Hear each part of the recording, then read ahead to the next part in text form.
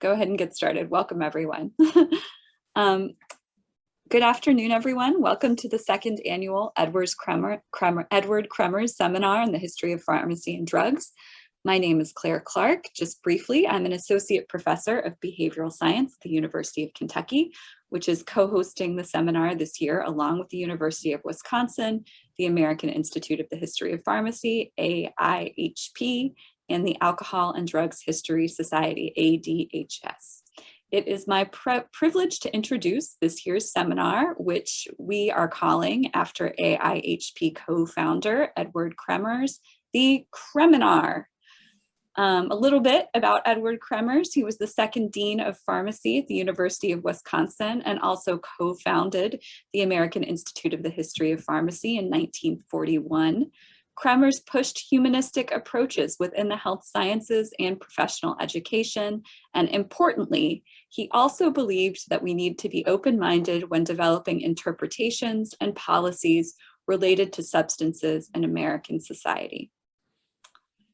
Last year, the Kreminar was launched as a way to achieve a few goals. So those are, for those interested in the history of pharmacy, medicines, intoxicants, drugs, whichever label you prefer, the Kreminar has a talk for you. Professor Luke Rickert, the historical director of the American Institute of Pharmacy, launched the seminar series last year to help build community among early career and established scholars, share insights that we might have between time periods and disciplines, advance scholarship, and generate new ideas.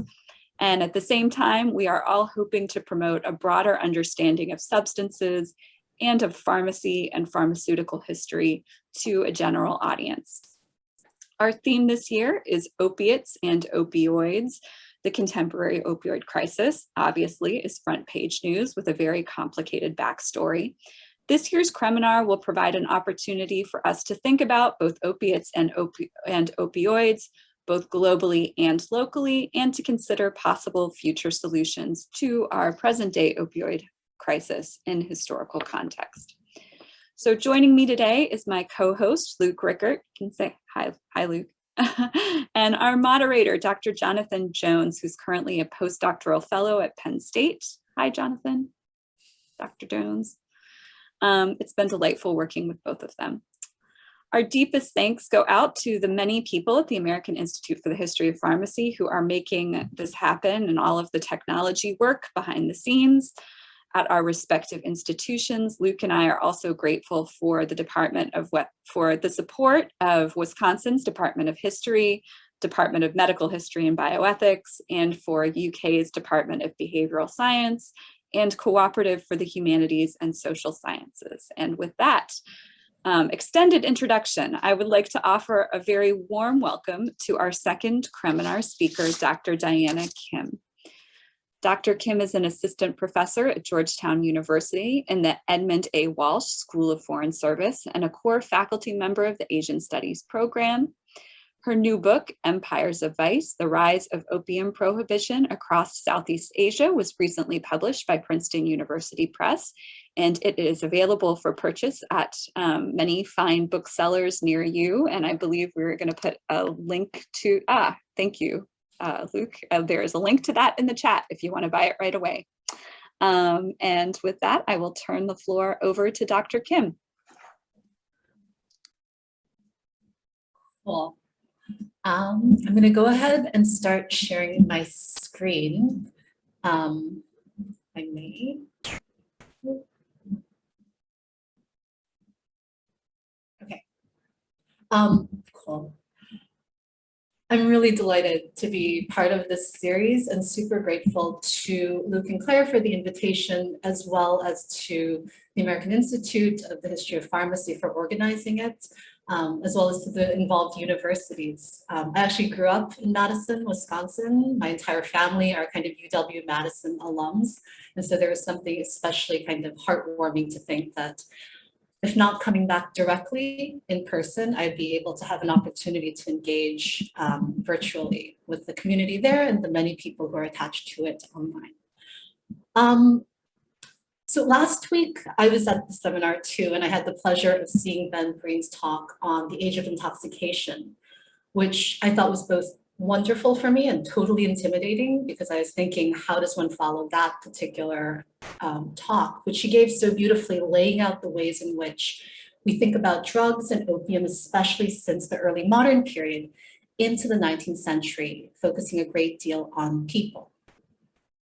So in some ways, today my talk is going to be continuing that chronology and also introducing the kind of opposite perspective from the late 19th century onwards, and a focus on the state, sort of regulatory bureaucratic perspectives towards opium, with the kind of regional focus on Southeast Asia.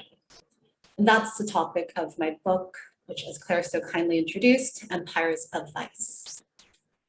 So my plan for the next 45 minutes or so is to lay out the book's sort of animating puzzles, arguments, and their broader significance, with the aim of persuading you of basically two things. One is that there is something special about Southeast Asia in the history of opium prohibition.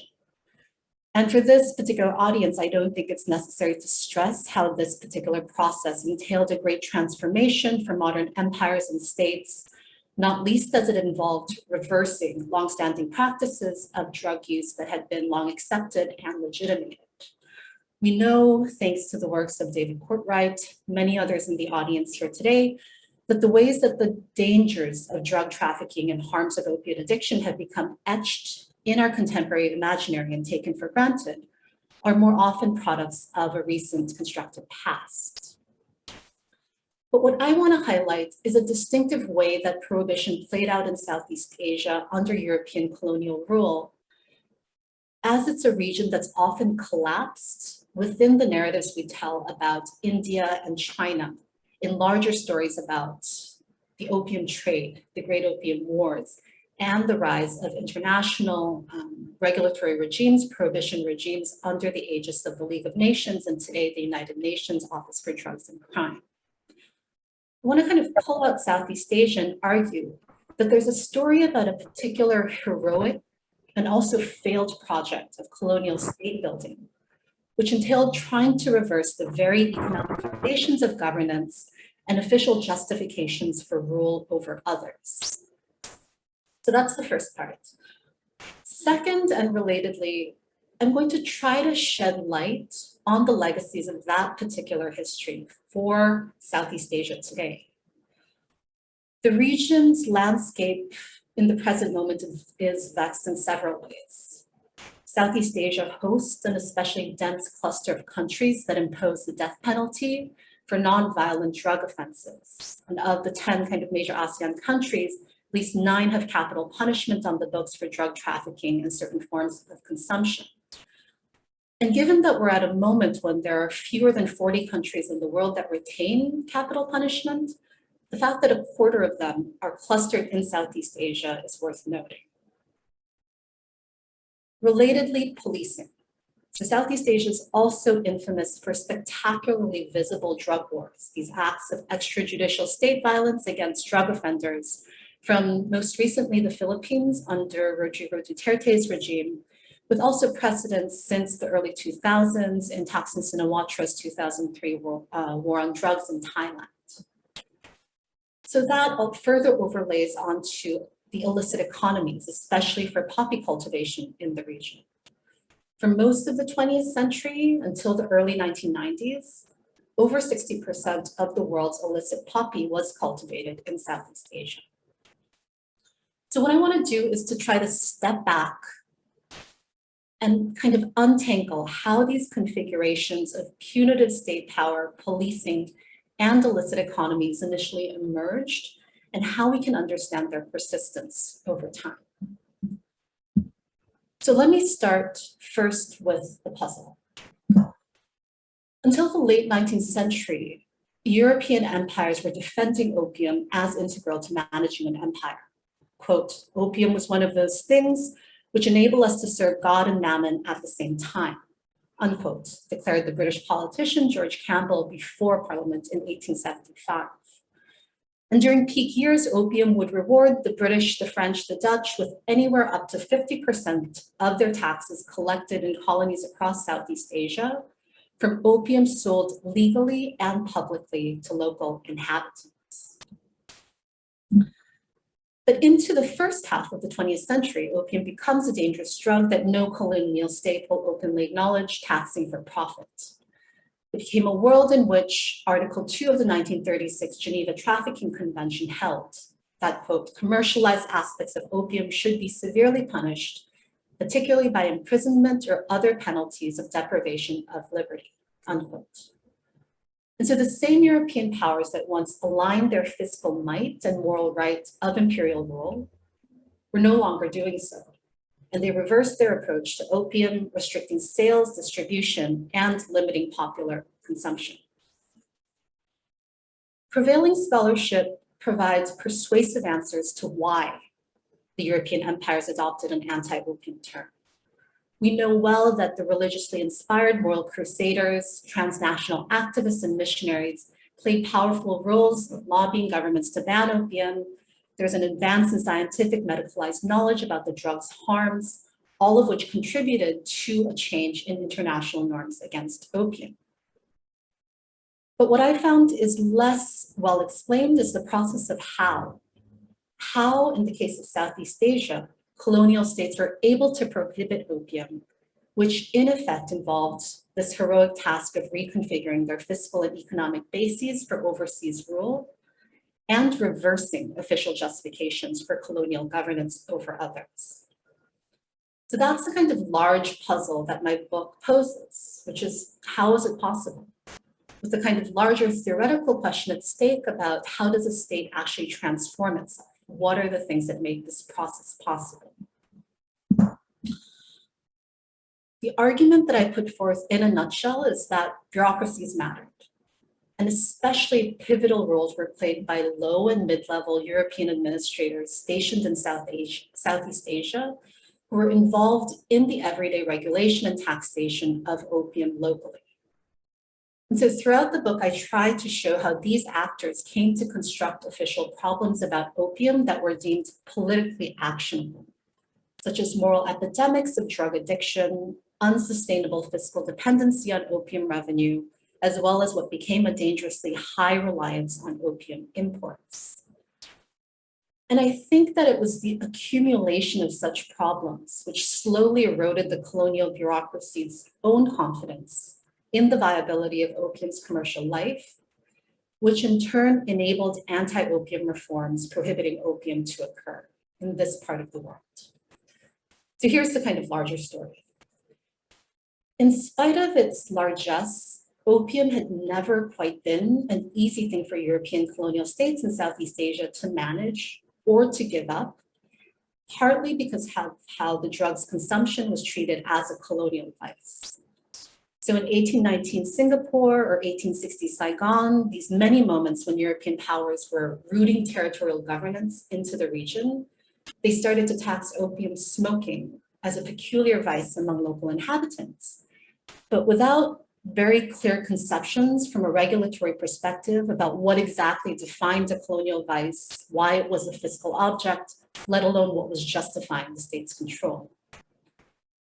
And so, to borrow the kind of language of my home discipline of political science, if states tend to usually puzzle over their societies before they power, trying to figure out who's who, what they are, create categories, collect information about society, the opposite was happening sequentially in Southeast Asia.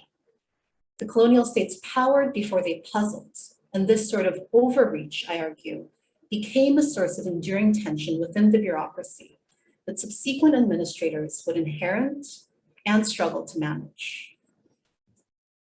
And by tensions, I'm talking really about what were at first relatively minor issues, the annoyances of everyday bureaucratic work that could come, for example, with paperwork, bad labels, kind of rudimentary classification tables that didn't fit their perceived reality and were fixed locally. So for instance, Burma, initially in the mid-19th century, would use religion to categorize their opium consumers, until at some point there was a realization within the bureaucracy that over 90% of their population was in a single box, Buddhist. And this kind of was shifted towards altering the statistical tables, starting in the appendices of the excise reports, to use more ethnicized labels of the Burmese, the Chinese, and the Indians, and others. And so these were the tasks of everyday colonial administration. There were local solutions, imperfect ones, to problems on the ground and really makeshift ways of doing things. But they would also accumulate slowly over time, escalating into these kind of crises of internal legitimacy for the colonial state, which would eventually come to view opium as more trouble than it was worth. And it was at those moments when anti-opium reforms would become possible. And so throughout the book, I use the kind of language of strength of weak actors to capture the discretionary power that seemingly local administrators who constructed official problems were solving through their repetitive and habitual work.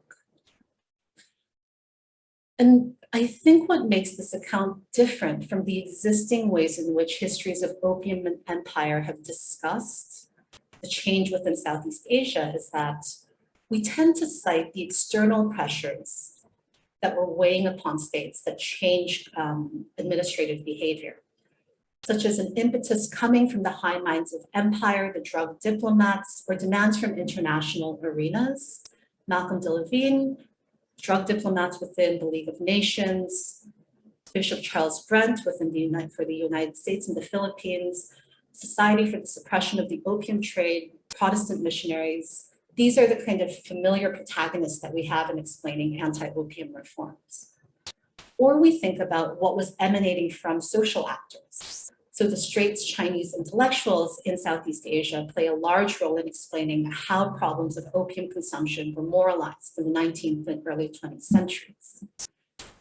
But there's another story, and this is the one that I'm keen to tell, which is that there was an already ongoing process of change that was at once predating and outliving the major metropolitan, international, as well as social pressures for regulatory change. The sort of evidence that I'm drawing on builds on around 22 months of archival research, and I was looking really at an institution called the Opium Monopolies, or the Régies, for Southeast Asia that existed around the 1890s into the 1940s. So let me just pull back briefly to explain what these institutions were. The main thing that they did was they centralized state control over opium markets in Southeast Asia. So the region relied mainly on opium imported from India, and there was very little domestic cultivation and production within the region until the 1940s and 50s. And so it's within local factories, such as the one on the left in Saigon, or processing plants, such as this one in the Dutch East Indies, where opium was kind of produced based on the imports from India. This is something that the colonial states oversaw and then would sell in opium shops, state-supervised distribution and retailing to consumers. And this happened at an everyday consumption level, going into opium dens, divans, and other locations. This is an image of one of those kind of quintessential opium shops in Burma. And on the right is a pricing scheme that the French and Indochina would use, attaching different types of price schemes based on zones, kind of trying to mitigate problems of smuggling, both across borders within the administrative locations, as well as vis-a-vis China. So the really important thing to remember is that this is vice taxation on consumption. It's less such a story about trade, and it's part of finance and excise administration that's handled within the colonial bureaucracies. They operate 1890s, 1940s. They technically end in 1943, and I'll speak a bit about that in the talk. And it starts with Burma. Burma introduces one of the first opium monopolies for this region, and then they kind of peter out during World War II and afterwards. And all of them use variants of a language and rhetoric of prohibition. So the evidence for this particular project is one of those instances where it's not so much a scarcity of records, and that wasn't what I really expected when I started the project. I thought it would be a secretive kind of recorded aspect, given how central it was to the government's revenue and the kind of archival practices. But it really is one of those instances where there's an abundance of records, some of the most tedious records of the state. And I was looking across different repositories scattered across Europe and Southeast Asia. I'm happy to talk about more of this if there's any interest during the Q&A. But for me, the most interesting findings that I kind of dug deeper into was that the opium monopolies look super similar from the outside, but the more and more you dig into how they were actually operating internally, they look so different. The concerns that are animating action, policy reforms, the ways that administrators are expressing anxieties, the kind of guiding problematics, the attentiveness to social pressures and otherwise are just so different.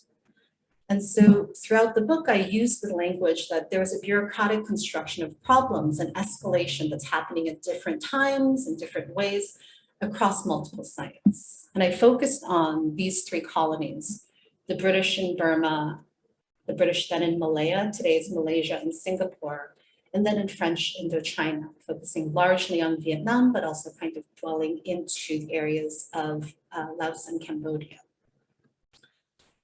I called them layered comparisons just because it was a convenient way to talk about sites where we might expect to see more similarities in policy, but actually don't. So both Burma and Malaya being colonies of the same national empire, or Malaya and Indochina, which were the two colonies that had some of the highest dependency on opium revenue, work really differently. So let me just kind of quickly give you an example of what I mean by bureaucratic construction of problems through the case of Burma. So Burma is, in 1894, the first major European colonial state to ban opium consumption in Southeast Asia. And it's targeted just for Burmans. And it occurs prior to the major international reforms, starting with conversations at the Shanghai Opium Conference in 1909 and the 1912 Hague Opium Conference too. So it's well before that. In a lot of ways, it's an unlikely place to see anti-opium reforms happening, not least because Burma was administered as a province of British India, which was the world's largest producer, manufacturer, and exporter of opium at the time. And it also had a fiscal dependency of over 10% on excise taxes from opium consumption. So when it did happen, the anti-opium, this kind of reforms were based on an idea of Burmese colonial subjects being uniquely vulnerable to opium, especially habitual or addictive forces of opium. So at first glance, that seems super obvious. But then on the other hand, what's actually going on is that there was a 20-year-long process of bureaucratic problem making and solving that was going on. And there's a specific administrative argument that emerges in the 1890s that there's a causal effect of opium consumption upon crime in Burma that really makes the anti-opium reforms happen. And by crime, what they mean is an odd sort of crime involving petty thievery, kind of stealing vegetables from neighbors, taking jewelry from one's mother-in-laws, all of which were referred to as moral wreckage and were thought to affect at least 1 out of 10 of the colonial population. And so those are the two kind of grounds on which an anti-opium reform happened at this particular time. So the earliest formulation of that moral wreckage argument happens in 1874 by a man named J.W. Mountjoy, who was the civil surgeon in the jail of Akyab, or in Arakan, or today's Rakhine states, on the western coast of Burma. And Akyab was the oldest and most unhealthy of the 11 jails in Burma at the time. And Dr. Mountjoy wanted to explain why, through a comparative study of his jail to another in a similar environment. And he argued that all conditions equal, the Akyab jail was admitting more opium users who were already rather feeble, making them more susceptible to disease, especially malaria, cholera, and dysentery, which were the three leading causes of deaths in Burma's jail at the time. And at first, this was mere speculation. It was a kind of hypothesis that opium was causing disease. And it was dismissed within the administration, mainly because there wasn't a ton of evidence that he could provide. What Dr. Mountjoy would need to show was that Akyab jail was actually admitting more opium users than others that were so opium dependent, but that type of statistical evidence is not yet being collected. That would change in 1877 when Akyab suffered an unusually large death cluster within a single year, and Mountjoy's successor would invoke opium to explain that crisis. And most importantly, he would start to systematize the reporting of opium-related morbidity and mortality patterns for the admitted convicts. And so he was sort of rendering the prison population legible in new lights. Quote, 300 Burmans, 4 Hindus, 12 Muslim, 1 Christian Armenian, and 1 Eurasian, unquote, were opium users in his jail. And these types of problem perceiving and solving exercises would recur throughout the jails well into the 1980s, with some jails learning from Akyab, also giving feedback, and it would more or less become standard policy for the prisons to report who was entering the jails with opium-stained bodies, what their crimes were when they were admitted, how healthy they were. And there's a bit of an entrepreneurial mind here for the prison administrators, which was their main concern was to figure out how to keep too many from dying at once. And of course, what they were developing was not yet an argument about opium causing crime. To trace that particular link, going from opium as causing disease to crime, we would need to look at what was happening outside of the jail walls. And what was happening in Akyab town, in which the jail was embedded, there were varieties of administrators who were puzzling over, kind of simultaneously alongside, about associations between opium consumption and disorder that was observed in markets and on the docks. So Akyab is a major port town.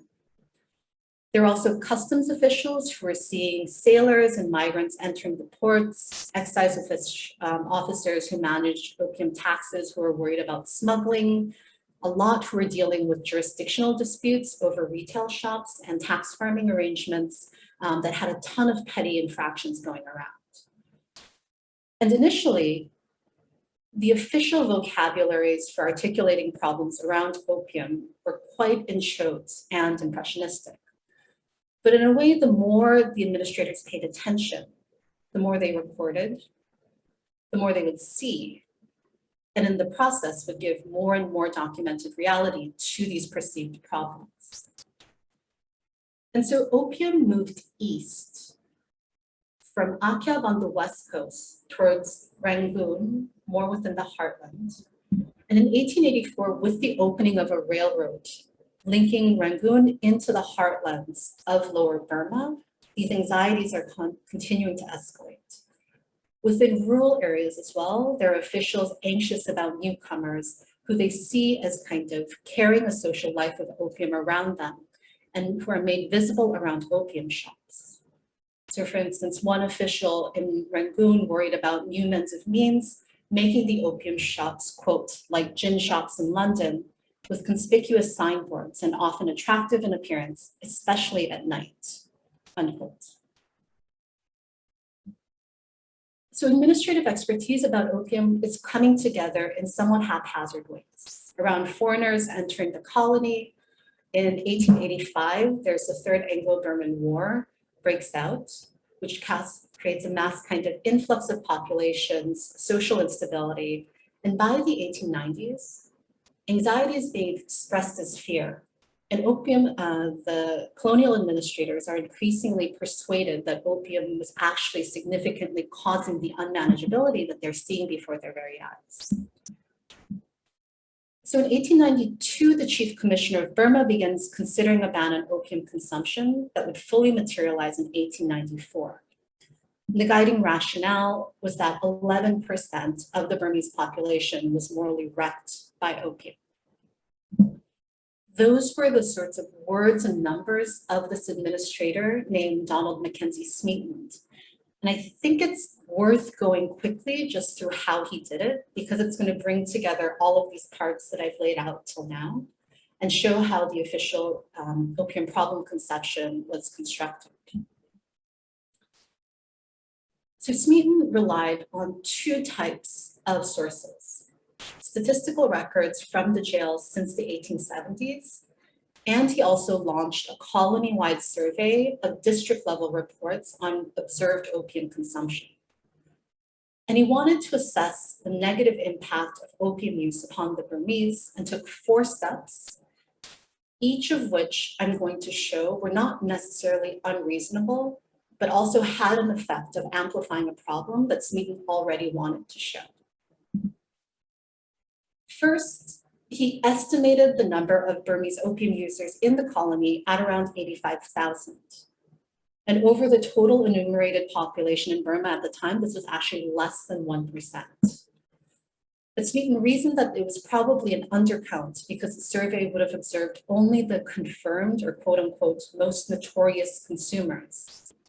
And he had fellow administrators, such as one man named Major Parrott, who quote had long and intimate acquaintances with the province and people and who had taken great pains in his inquiries. And it insisted that he was convinced that the opium consuming population was much higher than that 1%. Smeaton agreed, and so he doubled the percentage to 2%. Then Smeaton wanted to know the effects of opium use in Burma, and he assessed it by looking at indirect effects, by assuming that the 85,000 individuals were actually the fathers of 85,000 families, which, assuming the average size of a Burmese family at around 6 people, allowed him to dramatically increase the number. And again, Smeaton's justification for treating individuals as heads of state relied on evidence that he was collecting from the local administrators. And these kinds of records help us see what the administrators were seeing and speaking about opium consumption effects in terms of family units, moral units of the society in their opinion. So quote, a man is supported by his wife due to his opium consumption. He becomes supported by his parents when he gets into a state unfit for ordinary labor. And when he dies, he becomes buried at the expense of the villagers. He requires their charity. So there's indirect effect, but even that is not necessarily harm. We can kind of see the sensibility at stake, but the vocabulary was still quite messy. And if you look at the records that Smeaton himself was consulting, you can see just how messy that was. So some administrators were giving returns based on just counting what they called deleterious effects. Others talked about how suffering physically or mentally was occurring. In this particular district, we see opium users classified based on their degrees of takenness to crime and reputed to be a thief. And Smeaton would also go back to records from the Akyab jail, where you remember we began in the 1870s, where the jail administrators had been continuing to count and classify and give reality to these problems of association between opium consumption and crime, and describing, as we see, emaciation, debility, impotency, wandering thoughts coming from opium consumption. And so what Smeaton did was that he tamed all of these under a capacious category of moral wreckage. He equated opium consumption for Burmans as harm done to families or likely to happen. And on that basis, he arrived at the 4th step of his calculations, in which he wrote, therefore, 11% of the families in Burma have fathers who are habitual opium users. Smeaton's calculations are actually much more complicated than this, and I'm happy to elaborate later. But just for now, to bring the story to an end, I'm going to highlight 3 consequences that came from this particular way of reasoning and the 20 years worth of administrative work that it was drawing upon. In the very short run, these calculations of 11%, or almost 11%, were accepted as a statistical fact about colonial reality. And as we see in this table, which was used in the administrative reports, moral wreckage itself becomes used to classify a type of opium consumer in association with crime. This category of moral wreckage also informs high politicians and officials in London and in Calcutta as a form of self-professed expert knowledge about opium's unique dangers in Burma. So this is Smeaton being questioned by a Royal Opium Commission in 1893 about that particular label, and also the causality of opium consumption to crime among Burmese people that it posited. That is, the metropolitan officials, James Lyle, preferred to think that Burma's high crime rates could be explained by its opium problems, suggesting that the criminals were more inclined to use opium, to which Smeaton just categorically contradicts him, arguing that crime is not the effect of arguing that crime was the effect of opium consumption, not the other way around. And Smeaton sent notes, reports, testimonies from his fellow administrators to provide empirical evidence, which he claimed had a privileged authenticity based on what they saw on the ground within communities. And so finally, this fact that nearly 11% of the Burmese population was morally wrecked by opium consumption became acknowledged as evidence of extraordinary circumstances in this specific province of British India. And in 1894, provincial adjustments were permitted to the 1878 All India Opium Act that would sanction a ban on popular consumption only for Burma. So the three case studies in my book unfold similar things, tracing how these kinds of official problems emerge, escalate, and consolidate into what are politically actionable causes for the colonial state against opium. And I stress this political actionableness because the existence of things that are perceived as problematic abound within the historical record in our present moment. But what the state decides is actually worth intervening on for whatever reasons it has, I argue has a specific moment, it has a specific logic to it. In Burma, it was the moral wreckage, this crime related to opium consumption. In the case of Malaya, I look at tensions arising from fiscal dependency on opium revenue, and in Indochina, crises that would emerge from importing opium so heavily on India, as well as border tensions with China. And I'm super happy to talk more about all of these, but for now, I'm going to start concluding just by trying to clarify the broader significance to this type of micro perspective into the dynamics of what's happening within a state and colonial opium prohibition in Southeast Asia and the larger kind of vantage point of empire and the 19th and 20th century. So the first significance, I think, is that it's really important for understanding the relationship between opium and empire. Opium in Asia is often treated nearly synonymously with the 19th century opium wars and the great trade flows between India and China, which were compared to the transatlantic slave trade in terms of the physical injury and mass consumption within China that was occasioned. And as I mentioned at the beginning, we have persuasive and lucid explanations for the decline of that trade, linked to the powerful lobbying activities of religiously inspired moral crusaders, and as Stefan Rimner's recent work shows, the role of transnational activists, more secular reformers, who together successfully pressured anti-opium norm change and reforms, along with advances in the medical profession in Europe, in the United States, and increasingly under the aegis of an international community.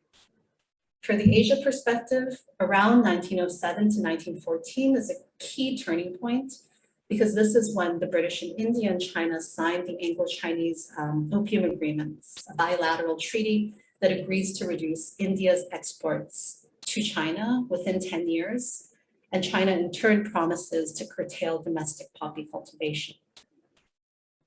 And that political shift is understood as being enabled by changes in the global political economy for opium. So around the 1880s is when we see the volume of Indian opium exports, and this pertains to the Patna area.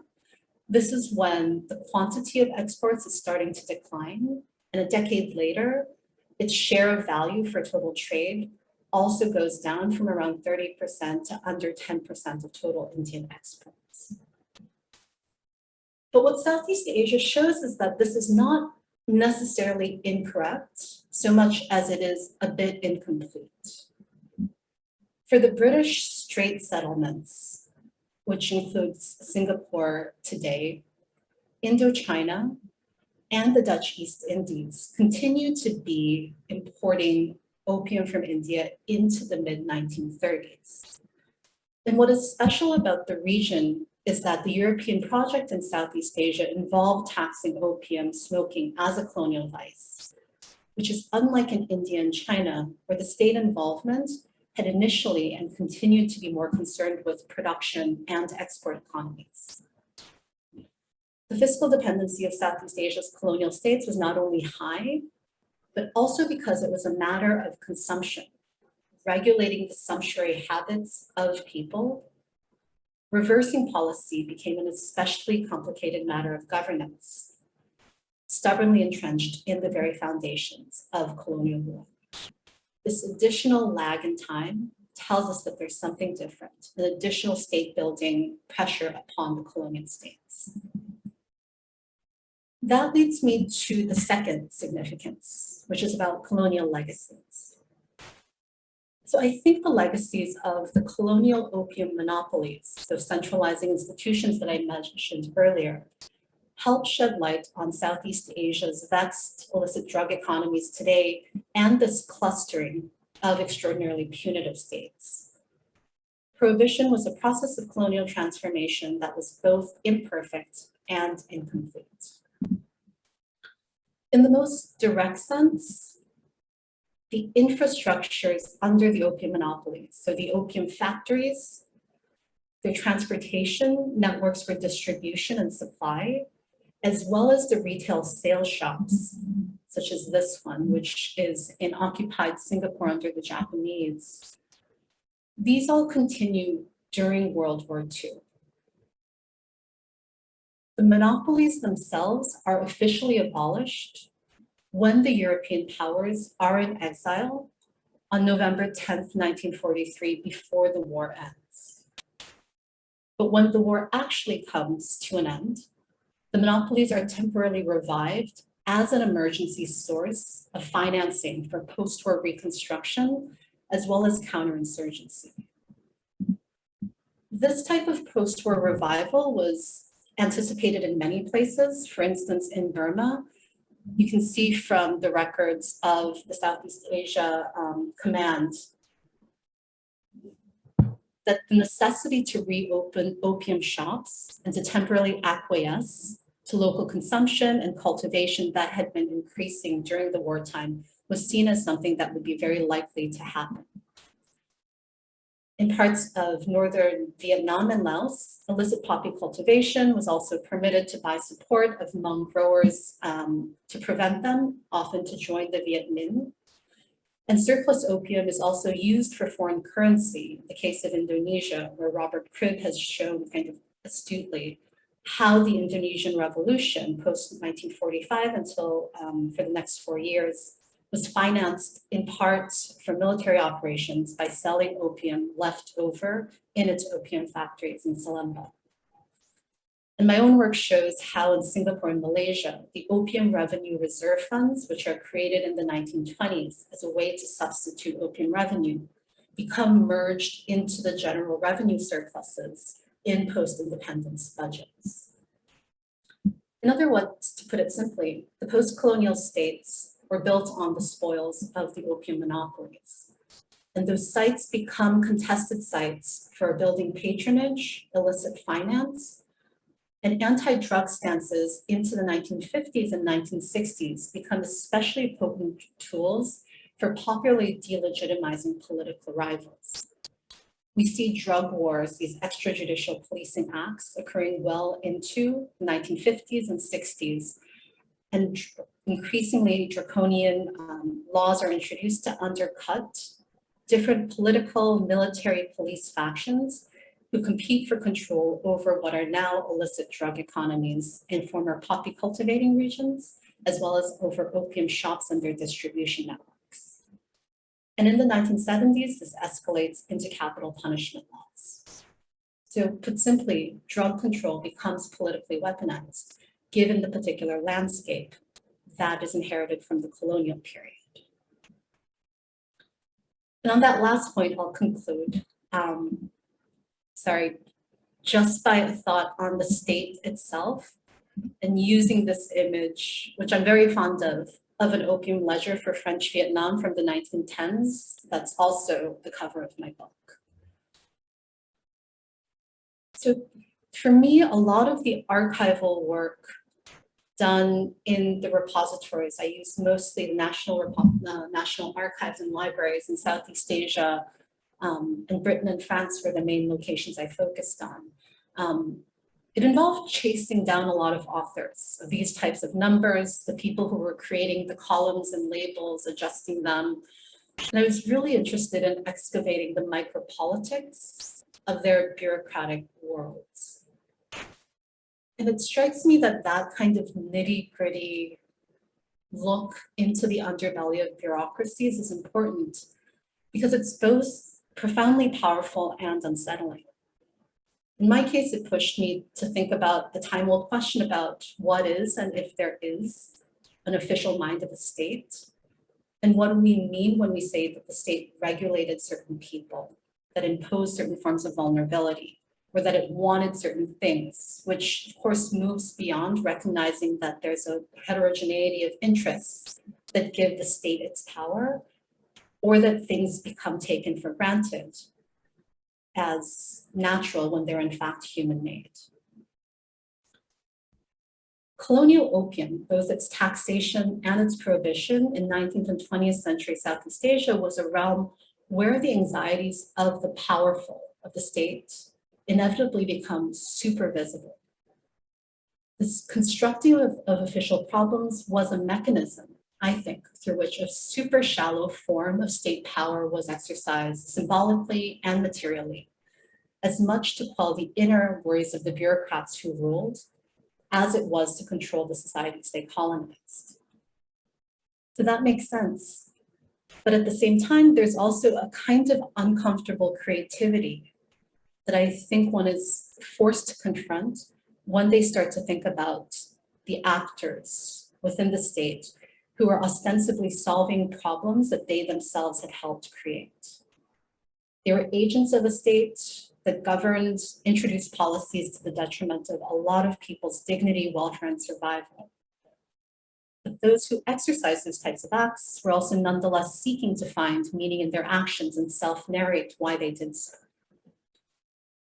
What I think studying the inner life of a state and bureaucratic agency when it's dealing with these types of drug realms is it gives us opportunity to confront the discomfort from recognizing that there's such normative implications to studying how states intervene in the lives of others and use discourses of harm, categories of vice that travel beyond the age of colonialism in Asia into our present day. So I will pause there and halt sharing my screen. Thanks very much. I know I went a bit over time. Thank you, Diana, for this fantastic talk. That was excellent. I enjoyed hearing your sort of the background story of the research that you did in particular for the book. And I have to say, I really, I was just totally blown away by the book. You should see my copy. It's full of like underlines and highlights and tons of exclamation points. But that, that is to say that I was so impressed by just so many different facets of the book. So we have a lot to dig into. So at this point, what we're going to do is transition into a Q&A period, and we're excited for audience questions. So we'll work this process two ways. If you'd like to use the chat function, folks in the audience to put your questions into the chat, I'd be happy to pose those for you. Or if you'd like to ask Diana a question directly, you can use the raise hand feature on Zoom, and we can call on you as we go through. But I'm going to start with a question for you, Diana, and it's a question about bureaucrats. I, like you, I'm obsessed with bureaucrats. It's the bureaucrats make research fun in a lot of ways. But so the typical story of opium prohibition in Asia is told in a way that is from the top down, right? It doesn't privilege bureaucrats, like you mentioned, and it also the typical story of opium prohibition privileges the metropole instead of the periphery, the colonies, right?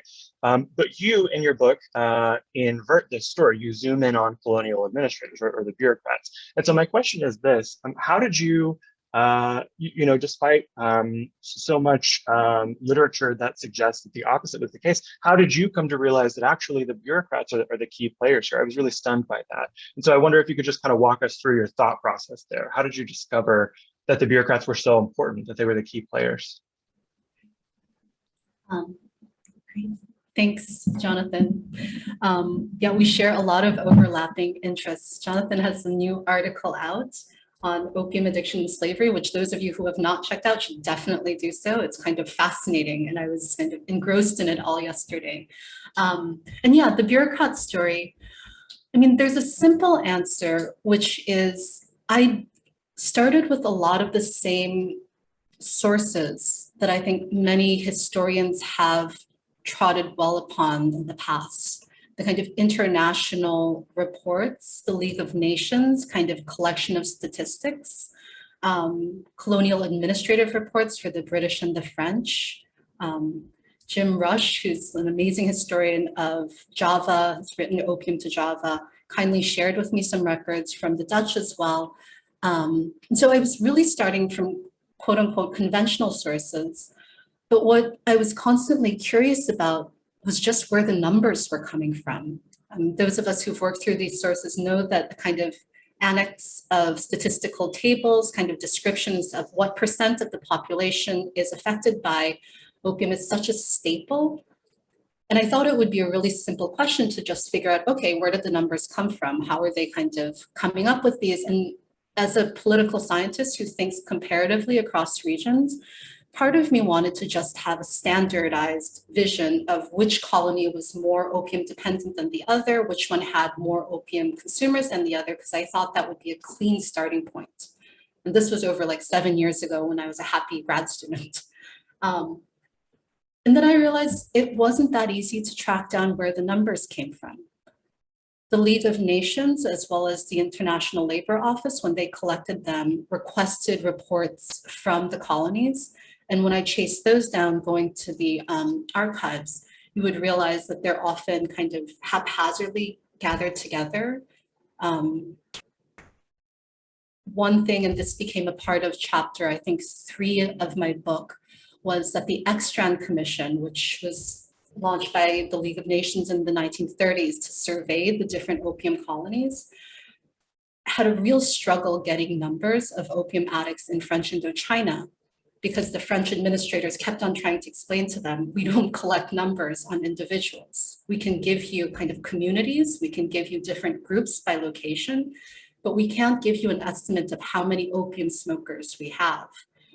And that was the transcript that I was looking at back and forth. And then when I returned to the 1930 report, which is this kind of 3-volume, very impressive tome that many have used, I noticed that in the margins, there's a note that says the French were unable to estimate, but here's our approximation of the numbers.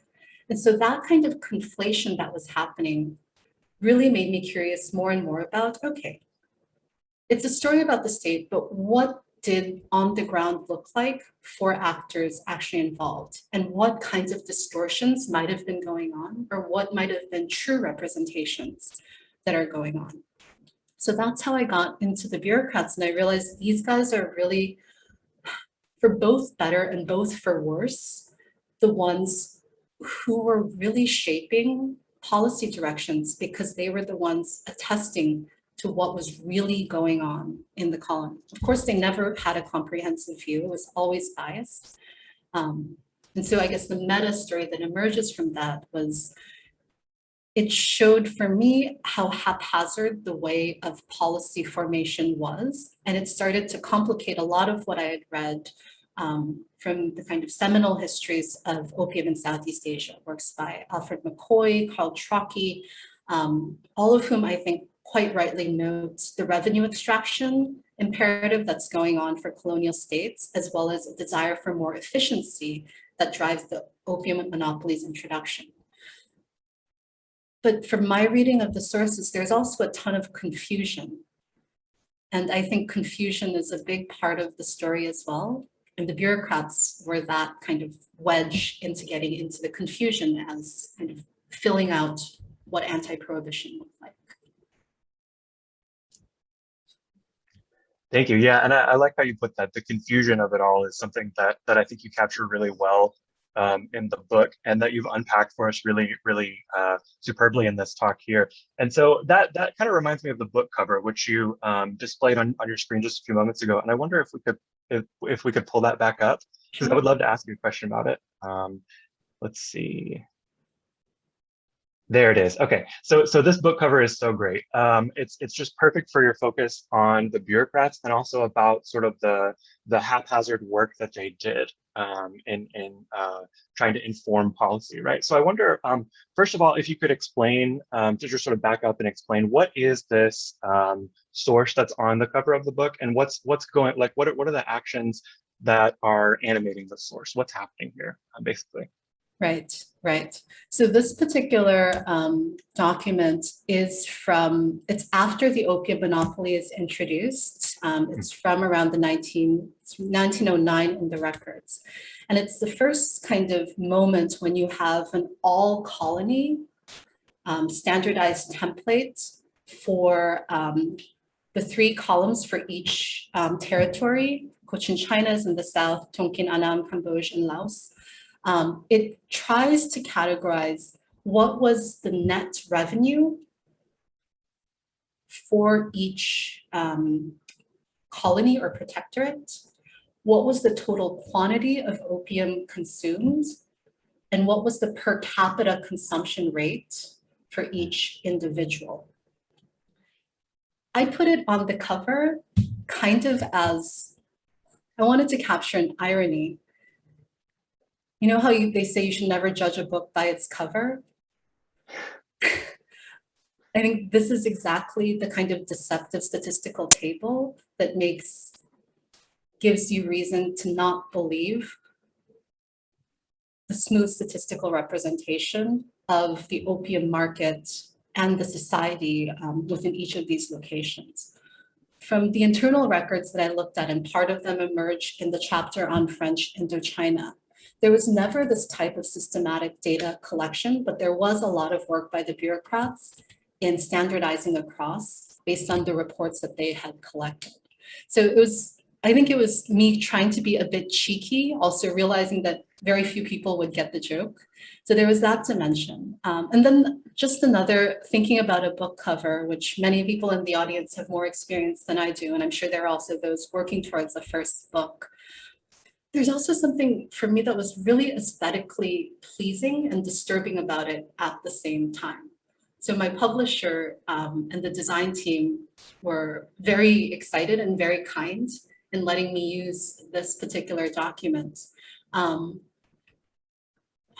don't know, because of the symmetry to it, that I thought that for anyone who is keen to turn the page and dig more into the history of the opium policy dimension, by the end of the book, they would see that how deceptive this particular cover was, and the book that they were judging by the cover would be very different from what they had read. Yeah, the symmetry is deceptive, right? I think that's great, and I think you know, the language here is French, right? And I think that really speaks to the breadth of research that you did. And coming from my perspective, I'm an Americanist, right? So my research involves like getting on the highway and driving a couple of hours away to, you know, and navigating sort of easy to use, kind of familiar archives, right? But you have done something truly like magnificent here. You've got transnational comparative histories are so difficult to research, but you've done research in 6 different countries, at least, right, and in multiple languages. So I wonder if you could talk just briefly about your research process. And in particular, I'm curious to know about any kind of challenges that you might have faced, because drug policy is so sensitive, right? So did you encounter any kind of closed doors in trying to unearth the story that you tell in your book? Yeah, no, those are great questions. And I politely disagree with your depiction of the sources that you use as easy to access archives. I think, if anything, the kind of proximate ones and digitized ones are increasingly challenging to navigate. So I have huge admiration for that.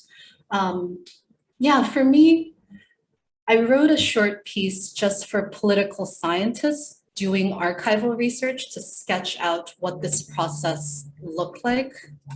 I'm a political scientist with enormous historian envy, and many of the kind of tricks and techniques I learned are from historians of Southeast Asia. But I started with the major archives, the conventional places where you would think. So Kew, the British Library from the India Office records, and then for France and Aix-en-Provence, looking at the records there.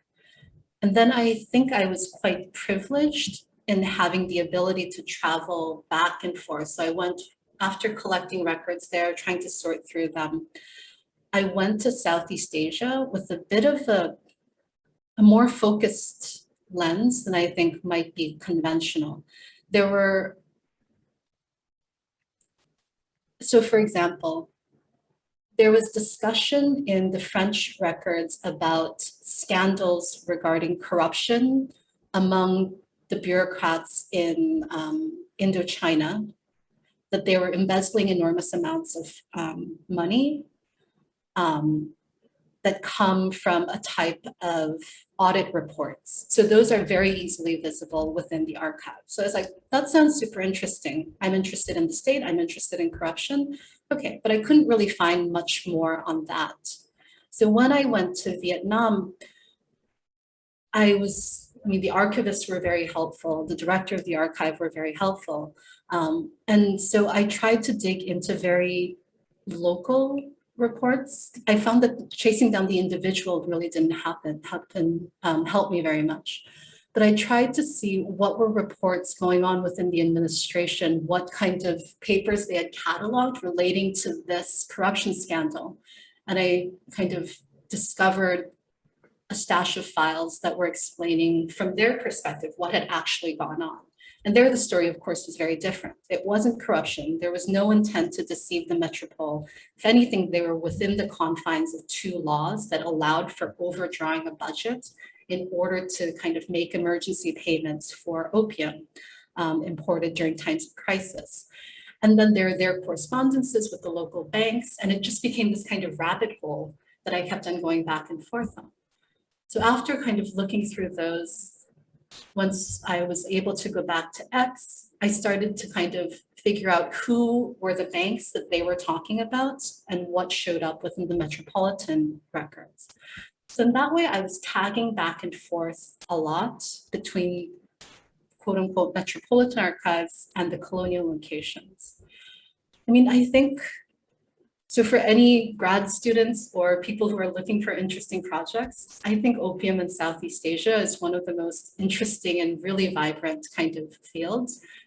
Works by Anne Foster, have been hugely inspiring for me, just trying to grapple with what are always ambivalent and ambiguous approaches within the state and the sheer messiness of what's going on.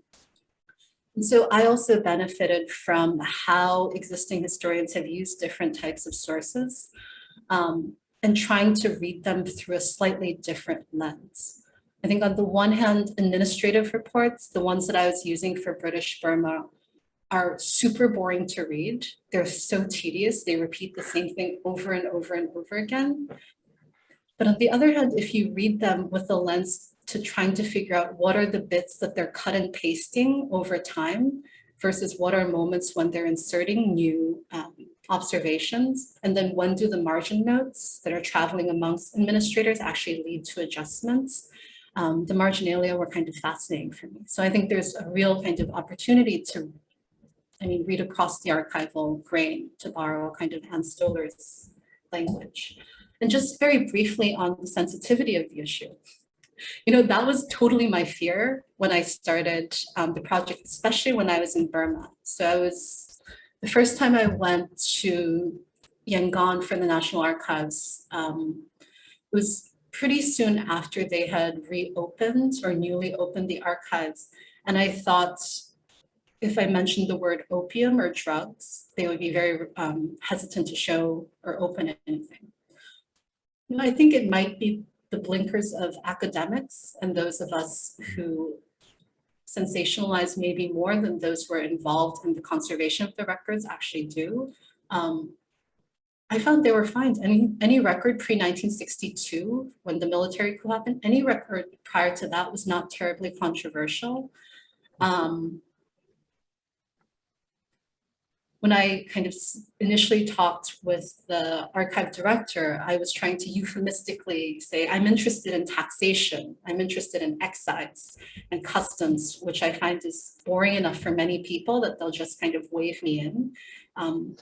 But as we chatted, I realized she was actually putting her finger on the story. She was like, oh, are you interested in kind of like the Chinese story as well as the opium story here? And say, yes. So at least for my time period, I found it relatively easy. I think honestly, for anything post-1945 and post-1962, the National Archives would be more difficult to navigate. Definitely for Burma, I think for Vietnam as well, not because of the issue itself, but because of how it entangles often with military politics as well as policing. Interesting. Yeah. That's again, from my sort of naive perspective as an Americanist, that's really interesting. I would have expected it to be a little bit harder to access something so controversial as old drug policies, but that's fantastic. And speaking of Ann Foster, we have a question from Ann Foster, so I'll read that question. So Ann asks, I'm also curious about the bureaucrats. I've looked at some similar records from the 1890s for Burma, and I recall more disagreement about the effects of opium than what you report. Did you see that in the sources? Ann asks, and she also says, I'm remembering research I did a few years ago, but may not be remembering correctly. So. No, I think that's absolutely right. And I would love if you would like to also speak up and go back and forth in dialogue. I would love that because I feel very self-conscious about how much I'm speaking. But no, I think that's totally right. The 1890s, hi, Anne. The 1890s, at least for the records that I've seen, you see multiple other arguments going on within the administration. One relates to the Sangha, so the kind of Buddhist institutions, the local elites, and the ways in which their moral perspectives and wishes to reduce opium consumption among youth is one type of language that you'll see going around. Another one that I saw quite often was in reference to the Shan states, which are the indirectly ruled areas where subsequently you'll see poppy cultivation increasing, especially in the 1950s. And in the 1890s, the big debate is how are we going to deal with the Sabwas, the local chiefs there? And to grant them indirect rule was the policy that the British adopt. And part of the kind of contracts, they're called sanads, that they establish, delegate the right to collect opium from trades that go within the Shan states. And that becomes part of the indirect rule system that they're having. And then there's a lot of conversation about missionary activities. There's a lot about Christian kind of morals that are also influencing. The Burmese Young Men's Association is also part of the story, and petitions happen within there. So those are the kind of crowded discussions that I saw during this period, even within the records that I'm looking at. The story that I tell in the book, and of course today, is much neater because I was trying to trace the category of moral wreckage and who and how was involved in its actual movement throughout the bureaucracy. And within that, I found that rather than the conversations about the Shan state or religion, the jails were playing much larger a role, as well as ports, as well as Chinese migrants moving along the railroad, which I mentioned opened in 1874. So it's part of the way that the narrative that I've constructed. But I'd love to hear your thoughts. So Thanks for that. I mean, I was a little bit thinking two things, one of which is you prompted me to think about the 1890s and how important those are around the region. So we see in 1890 that both the Netherlands Indies and Indochina are thinking about changing their opium policies, right? So that they can, because they're having their own concerns. And I haven't done, I had less timing and financial luck, I think, than you to get to go to Southeast Asia. But so I've mostly relied on the colonial archives. But so I think that's an interesting, like this moment, there's this building to this moment of 1890 where, you know, many people, as you say, thought 1909 or 1914 were the key moments, and it's clearly much earlier. But the other thing is that I became increasingly interested in, which I'll confess this year was not conducive to me reading your book yet, so I won't be doing that this summer, but is that the changing health policies. And so we do see a lot of British officials saying, British for their own purposes. That's the other thing, right? Is like, what is the motivation? And those are messy, as you suggest. And that's really important how you bring that in. But some of them are saying, well, these Burmese are just taking opium because they live in a marshy area and they have fevers and they need it for a drug, for a medicine, not for a drug. And that's a huge line of defense that we see in the Metropole in the 1893 Opium Commission, but then is also being echoed by local officials. And so I was just curious how that sort of fits with the moral wreckage and the real emphasis on the health, and then changing ideas about the way that opium is medicine or drug. Right. So I don't know if that's something that you studied much, but that's what I sort of noticed recently in my most recent research in the records. So. Right. I mean, I think along all the lines you mentioned, whether for health policy, for me, that also links a lot to a question of labor, especially for migrant populations. And I mean, your own work on the kind of civilizing mission narratives that can take opium revenue or practices that generate opium revenue as something that need to be, that can help developmentally for a state to build kind of welfare provisions, but also something that you can gain moral authority from banning, which I take was the kind of major crux for the United States and the Philippines, 1898 until 1908 onwards. So I think just giving those three, I think the simple answer is yes, they're transnational networks that are linking administrators amongst themselves, and also they're embedded in health related information sharing, conferences about drug use and their harms that are ongoing throughout the region. I mean, I think, so in Burma, so Smeaton, the administrator that I pointed to, is a really interesting case in point because he cares about health and he uses health concerns. He later also talks a bit about how to reduce malaria through opium within the kind of southern areas of Burma. So he's involved in that. So health is an idiom that he thinks through. He's also really active within the missionary society. So Christian ideas about moral uplift are also doing a big part in the ways in which he, as someone directly in the administration, is formulating policies. So I think, I mean, that's a really kind of schematic answer to your question. But I mean, the simple answer is that yes, they're always within these kind of transnational contexts. The bureaucrats talk amongst themselves. The bureaucrats are talking to health professionals in metropolitan London.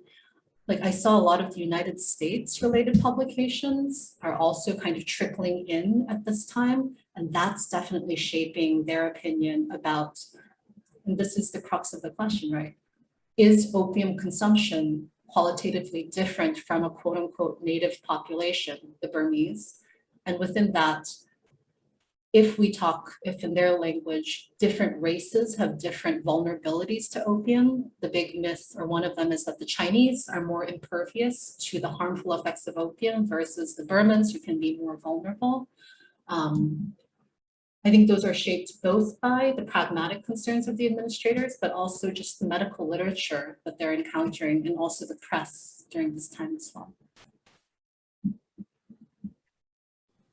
I do want to just say a big thank you. Like, I think that this emphasis on the local level is so critical to understanding this issue, and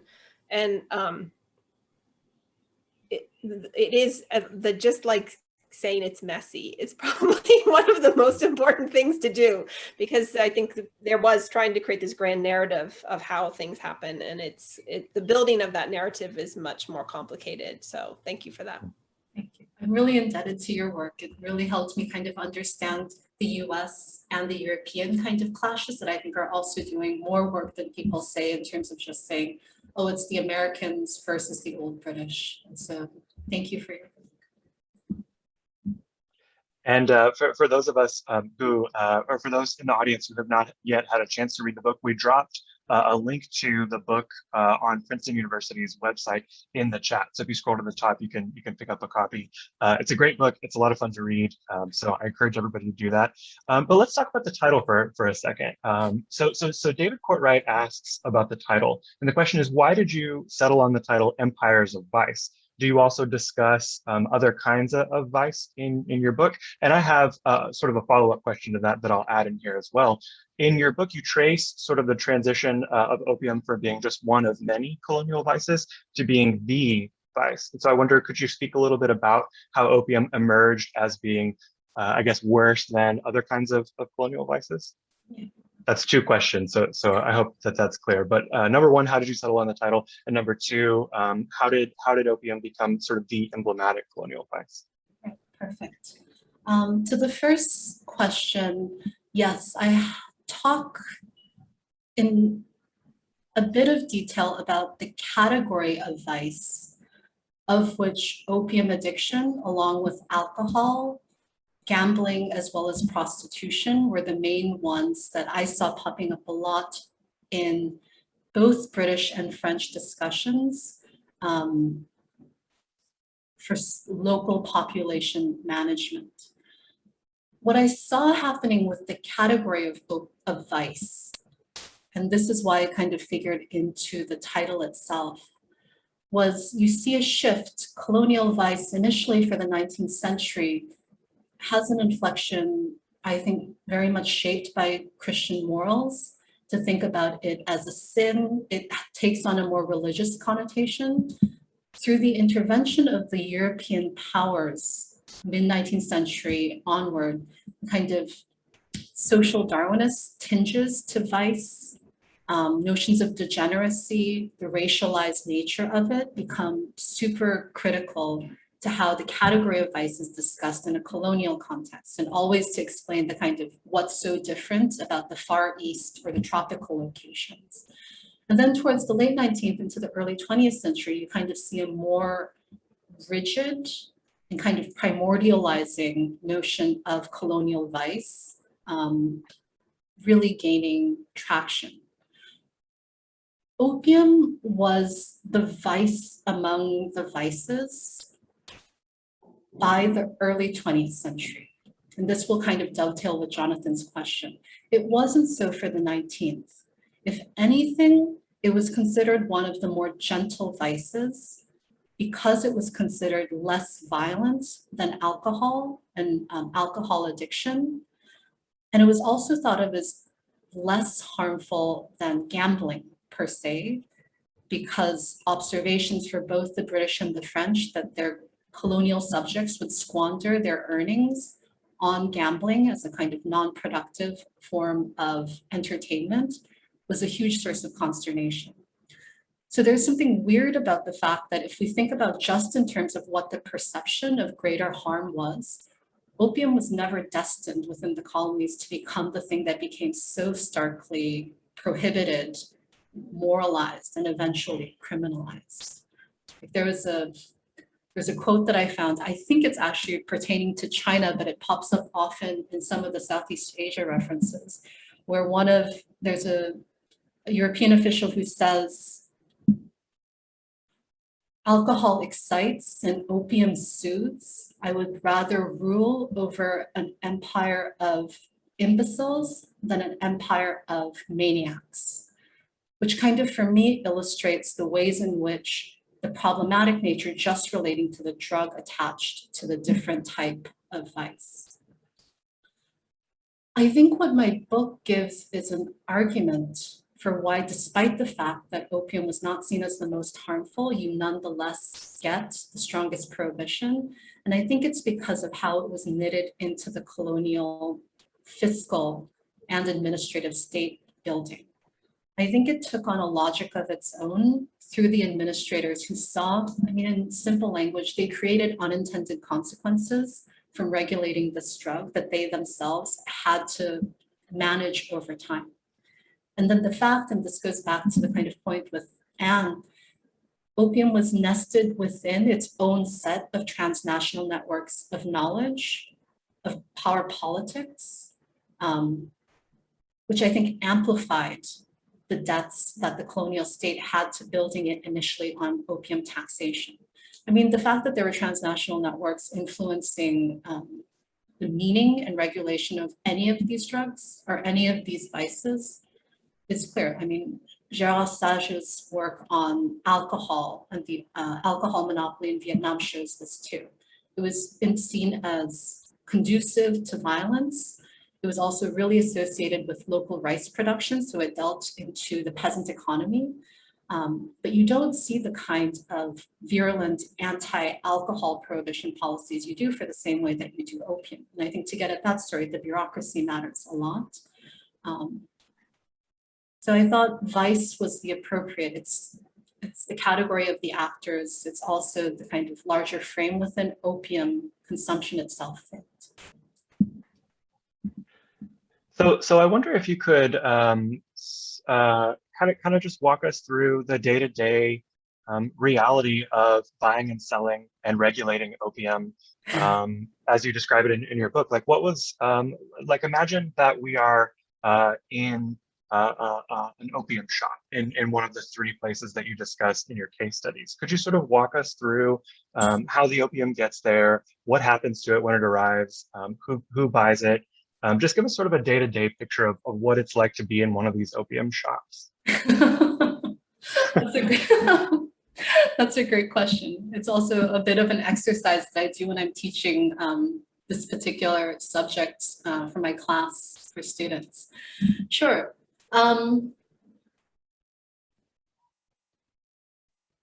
Think about 4 channels through which opium has to arrive from India to Rangoon. So that's a good kind of set. Opium, and Ben actually showed one of the Patna factory kind of storage houses last week during his presentation. Those balls of opium are bought at the opium auction in Calcutta. Governments don't do it directly. They do it through contracted merchants. The merchants there have the kind of blessing of the colonial governments, the local treasuries, to make bids on their behalf of a certain fixed amount of quantity that they think they'll sell within the colony. Sometimes it happens for like a quarterly amount. I've seen instances where it's done over a year. So they preemptively buy the opium, it's brought in. Once it's paid for, and there's a really interesting way that payments are made from the Calcutta auction to local branches of banks within Calcutta. And they're like, that's how the Bank of Indochina and later banks in Rangoon are also making the payment. It gets shipped, it's put on ships, arrives in the port in Rangoon, and it's immediately moved into warehouses. So they're large government warehouses, so they're godowns, where contracted employees of the government, I've seen sometimes where it's the European officials themselves who are doing it. Often they hire local Burmese, sometimes Chinese entrepreneurs to bring the opium, to prepare it, and it depends on the time period. There's a time period when opium is just simply taken, it's boiled, so it comes in a raw form very often. It's boiled, it's kind of divided into these gummy kind of balls, and that's when it's in the opium shops. Some of them have attached opium dens there. I mean, it's so important to remember that it's not pathologized in the way that we think of it now. The kind of image of the emaciated Chinese opium smoker who's using his fortune is totally valid, but it's not the only story. I mean, Jim Warren's work on the rickshaw pullers of Singapore aptly characterizes the kind of that aspect. But there's another side of it, and this was the popular commercial version, where there are people who go into the opium dens, they take the small amount of opium balls that they have. I don't know if it's appropriate to explain the actual smoking process, but the idea is that the kind of gummy bits of opium are put into an opium pipe, which has a cup at the end, and then to smoke it. And those are where the fumes come in. For a long time, there were regulations trying to manage what happened with the smoke, the ashes that remain from opium smoking. There were poor working class people who would take the opium ashes and just ingest them because they still had a property for intoxication left in them. That becomes a big medical concern in just about every colony, and there are different regulations introduced to restrict the residue ingestion. It's either the British or the Dutch who make an arrangement to buy it back from the consumer. They'll give like a modicum of fees back to that. Other places it was just straight out banned to consume it, but not really policed. So yeah, I mean, one thing that I tell my students is that it depends really on the time period. But pre-1890s, it was not terribly difficult to have this type of experience in an opium shop in a den. After the 1890s, colonial administrations introduced registration policies for consumers. You would need a card, you would need to have your name entered in a list, and there would be a European official sitting next to a Burmese kind of shopkeeper making sure who you were and how much you could buy. There was rationing that was done in the later 1920s for parts of Malaya. So it shifts, but that's kind of one version of the lived experience. Yeah, it's so complex. I can just imagine the image that you just sort of brought up of the colonial official alongside an indigenous official managing the sale of opium. It's just immensely bureaucratic, right? Which is one of the big themes of your book, obviously. We have a question from Richard Del Rio that I'll get to in just a moment. But before that, it's interesting that you mentioned the residue, because it's my understanding, and it's not my firsthand understanding, but it's I have read that most of the morphine content, like the alkaloidal morphine content in smoking opium, stays in the ash in the pipe, right? So it's interesting that you have folks coming along and eating or consuming the ash, because that's where most of the morphine would have been, right? Just an observation. And it was creating a lot of addiction problems and overdoses as well. And I mean, this goes back to Ben Green's kind of questions we had about opium smoking and the forms that it took.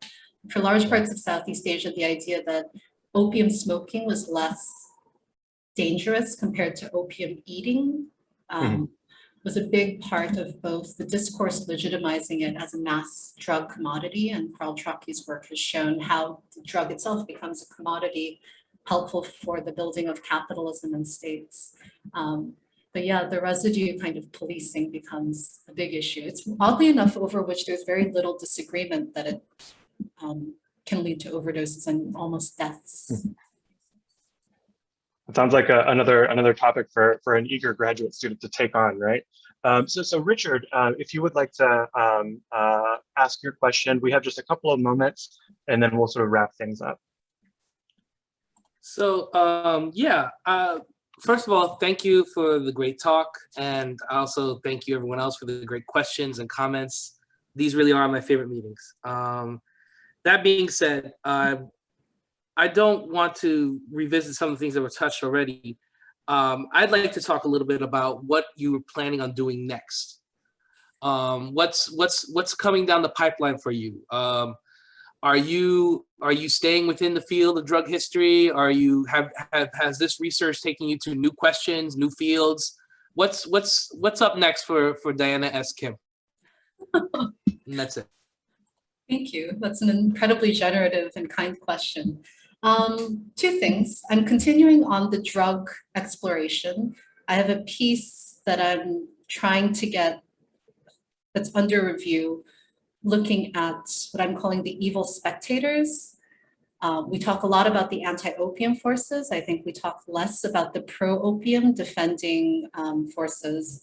So I had come across a lot of bits and pieces here about, I mentioned the banks, traders, commercial actors, insurance companies turned out to be huge because many of the opium smoking practices for the tin mines, some of the rubber plantations, especially for Indochina and Malaya, had opium shops attached to them, and this was sold at cheaper rates to them, especially in the 1890s into the 1920s. So I have a piece kind of sketched together. What was their story? What was the other side of the pro-opium, the forces that effectively lost in the anti-opium movement? So that's something that I'm really keen to explore. What time period? For the evil spectators? Yeah, what time period? Yeah. I'm looking at post-1907 because of this is the period when you typically think of the major trading companies are kind of pulling out. The Sassoons are kind of still there, but they're pulling out. Jardine and Madison are kind of transitioning out. So it's when we think that all of the big businesses are leaving the trade. But I'm looking from around 1907 until 1935 when they're still there. When other, corporate and economic actors are still there. And because until 1935, effectively British India is still has its export to Southeast Asian colonies, even though it's ending the China trade. After 35, India declares that, okay, we're gonna wind this down. But so I'm looking at that 2-decade period. Then I have like another large project that I'm working on actually shifts attention to a different type of population. I'm interested in untouchability, and especially from the perspective of labor. So one thing I kept on seeing was mentions of Dalit kind of workers in some of the records. The notion that opium was predominantly associated with the Chinese, I think, is not very well borne out in every record. There were also Indian opium smokers. It happened among the indigenous populations too. And Java, it was the majority. And in that process, I became curious just about labor.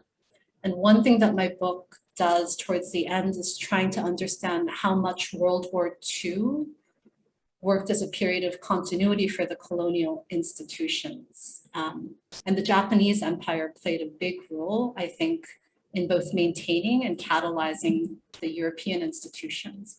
And so I'm kind of taking that perspective to look more broadly from South Asia to Korea, which is my kind of home country, and focusing on untouchability. So that takes me a little bit away from the drug history. So those are the two things that I have going on.